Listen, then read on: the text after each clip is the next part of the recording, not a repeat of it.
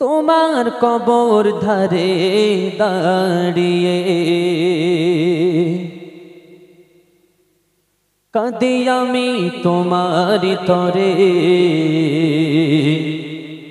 এসো মা আবার ফিরে,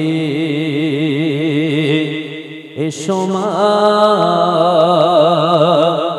আবার ফিরে। মাগো কোথা গেলে হারিয়ে তোমার কবর ধারে দাঁড়িয়ে ডাকি আমি তোমার তরে। এসো মা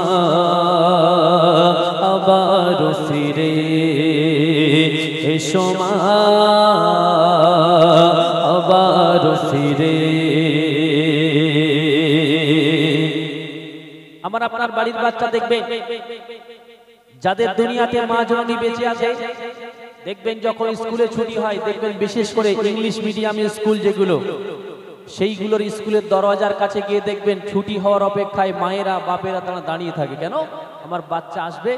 ইংলিশ মিডিয়ামের সিস্টেম হলো গার্জেন না আসলে ছাড়ে না বাচ্চা। আর প্রাইমারি স্কুলের সিস্টেম কি? ছেড়ে দিল, দৌড় খুলে দিল, বাচ্চা যে যার ছুটে চলে, তাই না? দরজা খুলে দিল, বাচ্চা কোথায় গেল আর কারোর কোনো দায়িত্ব নেই। কিন্তু মাইনে ওদের চেয়ে এদের বেশি, এদের কোনো দায়িত্ব নেই। এখন মায়েরা যাদের বাচ্চারা প্রাইমারিতে পড়ে এরা আরামে বাড়িতে কাজ কাম করে, আর যাদের বাচ্চারা ইংলিশ মিডিয়ামে পড়ে তাদের কাজ কাম নেই, তারা সকাল সন্ধ্যা ওখানে গিয়ে বসে থাকে। সবাই বলে নাকি বড় লোকের বউ, বহু গরিব লোকের বউ তারা ওখানে বাচ্চাদের পড়ায়। এখন যে সমস্ত বাচ্চার দুনিয়াতে মা জননী বেঁচে আছে তারা দাঁড়িয়ে থাকে, আর যার মা বেঁচে নেই সে কি করে? কবি লিখছেন শুনুন।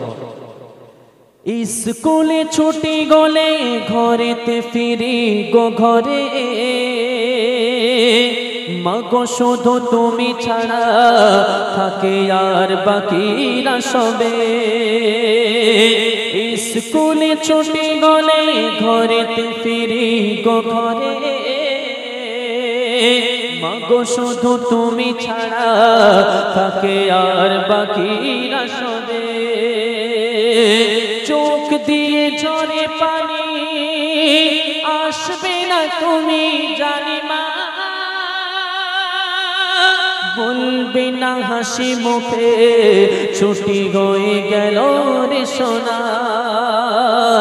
যেদিকে ফিরে তাকায় শুধুই ব্যথা যে পায়, যেদিকে ফিরে তাকায় শুধুই ব্যথা যে পায়। বেদনায় নয়ন ভরে এসো মা আবার ফিরে, এসো মা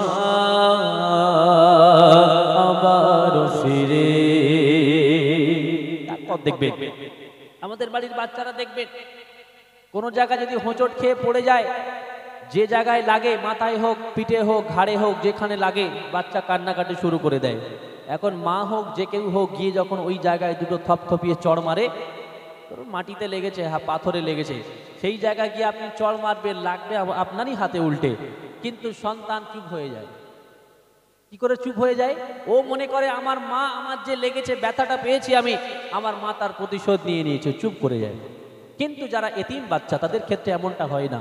নিজের ব্যথা নিজে কেঁদে কেঁদে কেঁদে কেঁদে কান্না শেষ হয়ে যায়, তারা আবার হাসতে শুরু করে অন্য কোনো প্রতিক্রিয়া দেখে। কবি লিখছেন শুনুন।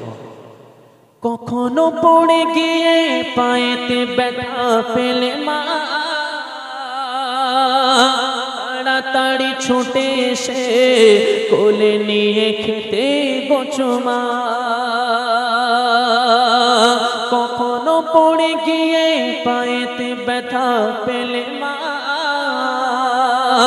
তাড়াতাড়ি ছুটে এসে কোলে নিয়ে খেতে বসো মা। এখন আমি জোর করে যাই পড়ে তোমার আশায়, কতজন আসে ছুটে মাগো তুমি গেলে গো কোথায়। বিছানায় শুয়ে আমি কেঁদে মরি মাগো তুমি, বিছানায় শুয়ে আমি মরি মাগো তুমি একবার শোনা ফিরে এসো মা আবার ফিরে এসো মা আবার ফিরে মাগো কোথা গেলে হারিয়ে মাগো কোথা গেলে হারিয়ে মাগো কোথা গেলে হারিয়ে। দেখবেন সামনে মাদ্রাসা এতিমখানা মাদ্রাসা অনেক বাচ্চা আছে এমন এতিম অন্য যাদের মা আছে তারা মাসে হোক একবার হোক খাবার দাবার নিয়ে বাচ্চার সঙ্গে দেখা করতে আসে আসে না আসে তো বাচ্চা দেখে মা এসছে ছুটে দৌড়ে মায়ের গলাটা জড়িয়ে ধরে তারা আদর স্নেহ মায়া মমতায় একদম আবৃত হয়ে যায়। খাবার দাবার এসে মা বাড়ি থেকে আবার স্পেশাল করে কিছু একটা স্পেশাল ডিশ বানিয়ে আনে যেমন ধরুন একটা দেশি মুরগির একটা লেগ পিস নিয়ে এলো বাচ্চাকে খাওয়াবে বলে হয় এটা আমার ভাই পরে আমার মারিতে দেয়। কিন্তু সেই সমস্ত মায়েদের কাছে আমার নিবেদন আল্লাহ রাসূল সাল্লাল্লাহু আলাইহি ওয়াসাল্লাম বলেছেন তোমরা কোনো এতিম বাচ্চার সামনে মন খুলে তোমাদের নিজের বাচ্চাকে গলায় লাগিয়ে এরকম আদর দিও না অন্য কোনো এতিম বাচ্চা সে দেখে তার মায়ের আফসোসে সে কাঁদতে শুরু করে দেয় হয় না এমন সে তার বাচ্চাকে আদর দিচ্ছে ঠিকই কিন্তু যে সমস্ত বাচ্চার মা নেই সে ওই পড়তে পড়তে ওই দিকটা আর চোখে দেখে আর তার কলিজাটা ফেটে যায়। বিশেষ করে দেখবেন আপনার মাদ্রাসায় এটা বেশি পাওয়া যায় এতিম বাচ্চাদের অন্য জায়গায় আছে কিন্তু সেটা অত হাইলাইট হয় না। প্রতিটি মাদ্রাসায় দেখবেন সামনে লেখা আছে এতিমখানা মাদ্রাসা এখানে শুধু এতিম থাকে তা নয় কিন্তু এরা হলো সেই নবীর আখলাক আদর্শ নিয়ে বেঁচে থাকে। আল্লাহ পাক এদেরকে অনেক ফ্যাসিলিটি দিয়েছে এক্সট্রা ফ্যাসিলিটি যেটা এদের দিয়েছে সবাইকে দেন। যাই হোক রিকোয়েস্টটি কালাম আমি পরিষ্কার করে শুনিয়েছি আরও একটি রিকোয়েস্ট আছে কিন্তু অনেক বড়। হ্যাঁ আমি ছোট গজল গাইতে